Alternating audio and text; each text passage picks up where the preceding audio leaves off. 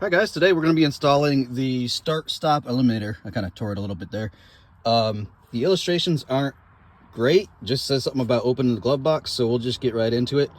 Again, auto stop start eliminator, and what this is supposed to do according to my research is you still have to hit that button one time after you install it to turn the auto start stop off. But what this does is it remembers what position it was in last, and it goes back to that. So if you have it always, if you turn it off, it'll always stay off. If you turn it on, it'll always stay on. So that is what this does, and it's supposed to just install in line with a factory harness that's somewhere under here, and that's the brains of the outfit right there. So let's get started. All right, the first thing you're going to want to do is push in these tabs right here from either side. Oh, you can see there and on there, and then the whole thing should pop down. All right, now it's popped down. You can just leave it on these bottom hinges and just let it hang. Obviously empty it first, because otherwise you're just going to dump all your stuff in the floor. But now I just have to find that connector, and I'll show you where it is as soon as I find it. It's somewhere in here.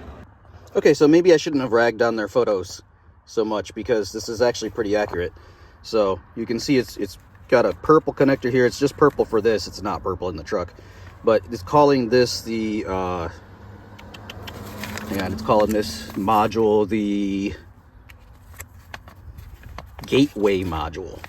So there's a module right here on the firewall, and it's called the gateway module. So if you come in here, look all the way on your farthest right hand side, you'll see the unit. Looks just like the picture, and there is the connector right there. Hopefully it's not too hard to disconnect. All right, that was harder than I thought it would be, or that it should be. But you can see I got my connector undone. There's the pins on top. So this is the female side of the connector. This, it's going to be on the back side. That's the little thing that you have to press down to release it. It's very difficult to do. I've got pretty fat thumbs, but even I had really hard time getting that. So what I wound up doing was I did drop the glove box all the way off, because it just comes right off the hinges like that. And then I reached in through here, got up behind the connector, pressed that tab, and then I used my right hand to help me force the connector down. So now all we have to do is connect this in line. So that's the female side. That's going to go up inside the bottom of the module. That's the locking connector right there. So that's going to be towards the door. And then we're going to plug the unit into the bottom of here that we just unplugged, and we should be good.